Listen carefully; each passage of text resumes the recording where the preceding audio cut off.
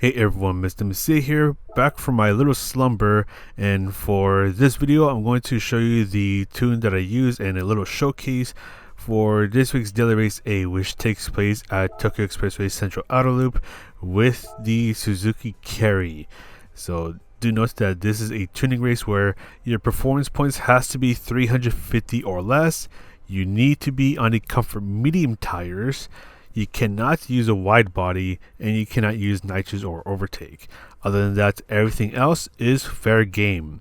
And I did make a style because there are a couple of things I did that can affect the tuning or can give you options to adjust the car's tuning if you need it. So I'll have the link to the style in the description down below. And hopefully you don't mind cringing about the VTuber rabbit hole that I've thrown myself into because it's a VTuber livery. But anyways, let's go over to the GT Auto, as there are a couple of things that I want to note. In terms of the wheels, you can either use custom or the default wheels that come with the carry. For me, I'm using the custom wheels because they look cooler. So the thing is that I'm using the default size for the rim diameter, and I do not have any offset because having the offset can introduce the risk of the car bottoming out, which can produce some nasty results, especially if you make the ride height too low. For the front bumper, you can choose A or B, but do note that this is to give you the option to add front downforce if you need it. For my tune, I'm not using any front downforce, but I can still use A or B if I want to. So at this point, this is more of a cosmetic thing for my build. In terms of side skirt, it's up to you. You can use standard A or B. It doesn't affect the car. But for the rear bumper, it gets a little weird. You can get away with using the standard parts, which has nothing, if you know for sure you're not going to be using any rear downforce in your build. But if you want to add a trailer or a food stand on the back of your carry, you can do that because it will add rear downforce values that you can play around with. You can set it all the way down to 0, so no rear downforce, or you can bring it up to 100 rear downforce points. So if you want downforce values to play around with, choose A or B. If you want to promote your favorite VTuber Oshi, definitely type A is the way to go.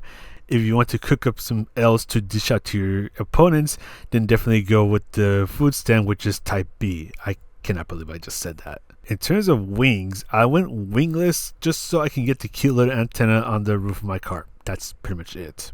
Now, I do need to explain a couple of things about the tuning for this car. So you want to buy most of the go faster parts for the car. There is one very specific part that you do not want to buy, and that is the titanium connecting rods and pistons, which is in the ultimate category. If you buy that specific part, it will unbreak the car's performance points, and I think it'll go up to like 380 something points, and you do not want that. You want to buy the stroke up S, the high lift camshaft S, both of which are in the ultimate category for the tuning shop, and that's it. Again, do not buy the titanium connecting rods and pistons, and hopefully that made sense. But other than that, in terms of all the other go faster parts that are not the titanium connecting rods and pistons, buy all that good stuff. So the high RPM turbo, the racing intercooler, racing air filter, racing muffler, racing exhaust manifold, buy all that. Racing transmission also, you will definitely need that. So if you set it up right in terms of the horsepower, you should be at 144 horsepower. So if you got that, then you've tuned the car right. And you'll be able to reduce the car's weight all the way. No need to install ballast. No need to reduce power if you've bought all the correct parts. And you can even get away with the fully customizable racing transmission, fully customizable suspension, and the limited slip differential. And I do have that highlighted here. The transmission settings will come in shortly. But yeah, there is quite a bit of rake going on with this car. So the front of the car is hunched over, and then the back of the car is flying towards the heavens. And that's to try to get this car to rotate a lot more. And I do need to be honest, this car is going to be a hell of a handful to drive. This is not for the faint of heart, so don't say I didn't warn you, because even if you're being careful with the inputs and all that, this car might still hate you and might try to bite your head off. This tune might be fast, but it is sure as hell not an easy tune to drive around with. But anyways, here are my transmission settings, and I want to make this clear. I only worried about the 4th and 5th gears because I'm more of a time trial person. I'm not a big fan of doing daily races, so if you only care about time trial, you really only need to make sure that the auto set top speed is at 180 kilometers per hour, and then adjust the 4th and 5th gears, and you're pretty much set. But if you intend to taking this cute little demon spawn out to the race, then you will need to adjust all the other gears accordingly to make sure that you don't bog down when you do the grid start, because yeah, I think race A is a great start, so you do need to adjust your gearing. So I went ahead and fiddle around with it a bit, so this shouldn't have the car bogged down too much. But the thing is that when you're starting your race, you do want to rev out first and second gears just to try not to bog down too much. But after that, you should be able to get away with shifting when the shift bar on the bottom of the screen is at around halfway full, or even a little past halfway full.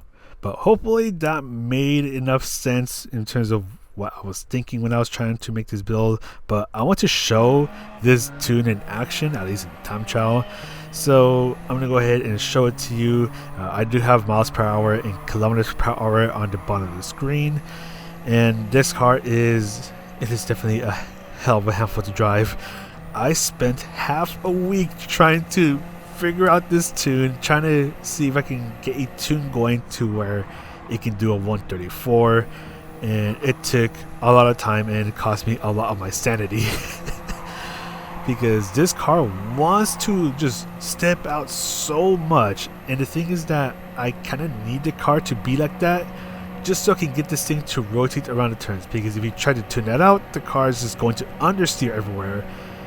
And some of you might even ask why I'm not even using any downforce. Speed. I need that speed.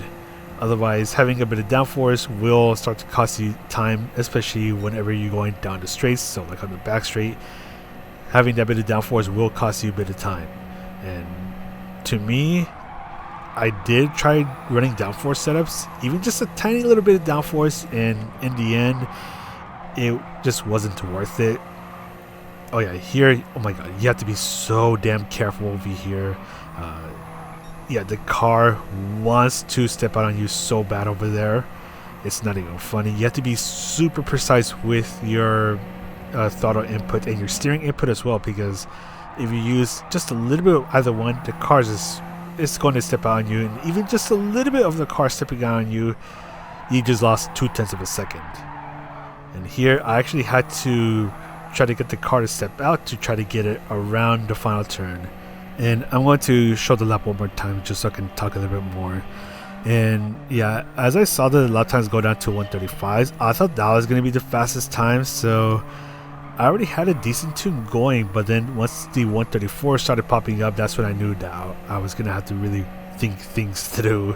And it took quite a bit of trial and error to try to get this car tuned in a way where I can kind of keep it in control, but I still have to be really precise and respect the car and somehow make it fast. But it eventually turned more into me having to really nail down every single turn and try not to make the biggest mistakes or even small mistakes where I could lose 0.2 from just a tiny little mistake. And yeah, it was really difficult because you try to push this a little bit too much in the wrong area or at the wrong time, and this car will punish you. Like this thing is demonic. Who knew that a cute little K-truck would be such a hassle to drive? And the other thing is that I actually did all this on the controller. I did try to do all this on the wheel at one point, but it felt so much harder to drive this tune, or even any of the previous tunes I had. It felt so difficult to drive it on the wheel that I just went back to the controller. So Yeah, so this lap was done on the controller. It was easier to catch the car when it started to step out a bit, and that's also why you see like the jittery movement. That's me on the controller. Yeah, this car was a bit easier to drive on the controller, but it's still a hell of a handful to drive. But luckily, I was able to poke into the 134s, getting a 134.890. And yeah, I was pretty relieved to finally get into the 134s, because I was getting ready to spend the entire week trying to get the 134, but luckily it only ended up being half a week. But yeah, even though I spent a lot of time trying to get this tune to the 134s, I think it was worth it. And at the time of recording, it was 8th in the world. I'll be surprised if it's still top 10 at the end of the week, but either way, got the 134. I am very happy with that. But that is all for this video. Hopefully this video helps you out in any way, shape, or form. But other than that, I'm still busy with life, doing some things outside of YouTube, and it's going to be that way for a while. So I'm going to go ahead and disappear back into the shadows. Take care, everyone. Be nice to each other. This is Mr. Messier, and I'll see you in the next video.